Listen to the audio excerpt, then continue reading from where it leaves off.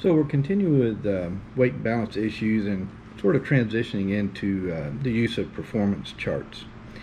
Where we are flying here in Missouri, we're down here in good old thick air. Field elevation here at Cape Girardeau is only 342 feet. So we're down here in good old thick air.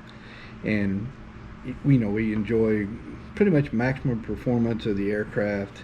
We can fill it all the way as long as we stay within, do our weight and balance, as long as we're less than max gross weight, as long as our longitudinal CG is looking good. About the only performance chart that we really need to look at is basically our manifold pressure chart and a quick gander at the V&E chart. Well, the max manifold pressure chart figures, you just simply look at it and it tells you plot your altitude against the temperature, and it tells you the maximum amount of continuous manifold pressure that you can pull. And you're allowed, in case of the R44 Raven 1, you can add an additional 1.6 inches for takeoff. As long as you respect those manifold pressure limits, and life is good. Your B&E below about, most of the time below about 3,000 feet is going to be 130 knots, and so just take a quick gander at those, and you can fly around pretty much fat and happy here in good old Missouri, in good old thick air with excellent aircraft performance, and you really don't have to worry about living on the edge of aircraft performance. All right? That's not true as you start going up in altitude. When you start getting into operations above about 4,000 to 5,000 feet, particularly on a warm day, you really need to keep your head out of your butt and pay attention to what you're doing. You got to start referencing some additional performance charts. So let's look at those. And the performance charts that I'm speaking of are these two right here. This is an in-ground effect hover chart and an out-of-ground effect hover chart. So to hover a helicopter takes the most power. It's the one procedure that takes the most amount of power to perform. Right? An in-ground effect hover takes a lot of power. However, an out-of-ground effect hover takes even more. All right. So what's ground effect? Ground effect is when the rotor disc is operating within one rotor diameter of the ground, then ground effect is present. And what ground effect does, it allows the aircraft to produce more lift for a given amount of power. And so in the case of the R44, the rotor disc is 33 feet.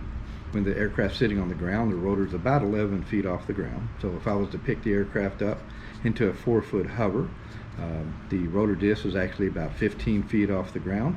As long as it's within 33 feet, then I've got good ground effect, and the aircraft will hover quite nicely.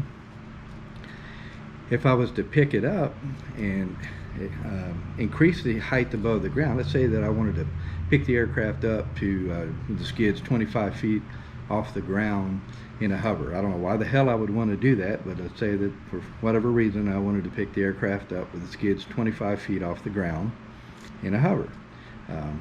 The amount of power it would take would be considerably more. All right, so now let's look at that. And by the way, flying down here in good old thick air in Missouri, I'll say a cool day of 50 degrees outside, if I wanted to pick the aircraft up, max gross weight 2,400 pounds, I pick it up to a hover, and then God help me, I wanted to pick the thing up to a 25-foot hover, it would actually do it. You could pick the aircraft up to an out-of-ground effect hover, skids 25 feet off the ground, 50 degrees outside, 50 degrees Fahrenheit, by the way, outside, and the aircraft would do it. So again, we get really spoiled operating around here in good old thick air. But all right.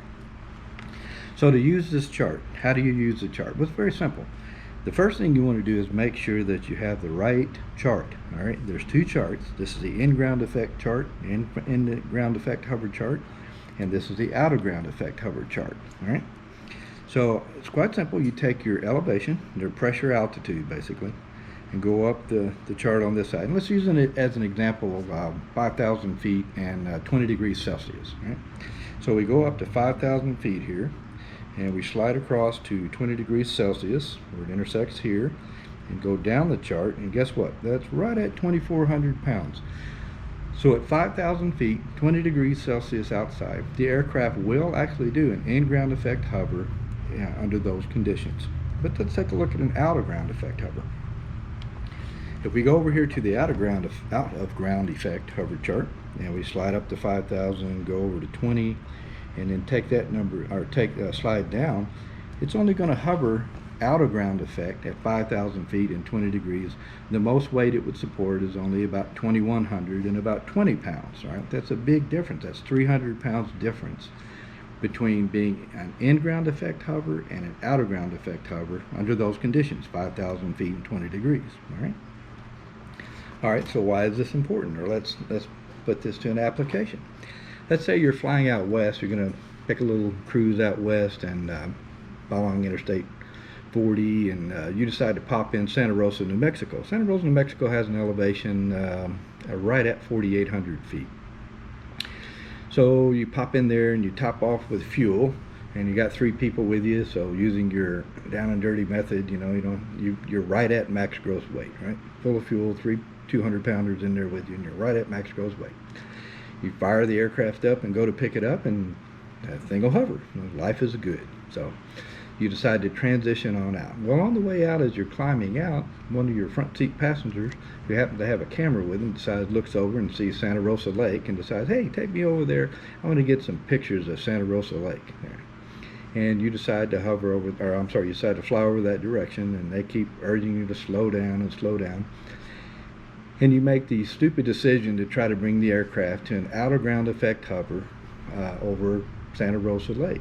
What's going to happen? Well, the aircraft weighs 2,400 pounds, all right? At that field elevation, or that elevation and temperature, it's only going to maintain a hover through about 2,120 pounds. So as you slow the aircraft down, the aircraft will not support its own weight. You keep pulling collective, and as you go through ETL and get even slower, you're going to get right into settling with power. And we're going to talk more extensively about settling with power. It's a frequent cause of accidents in helicopters. In fact, there's a book that's, I think the name of the book is Fatal Traps for Helicopter Pilots. It's this wonderful, wonderful title. But about half of the accidents in that book are caused by settling with power. So you really need to understand what settling with power is here. And we're going to touch even on settling with power extensively and referencing more performance charts specifically.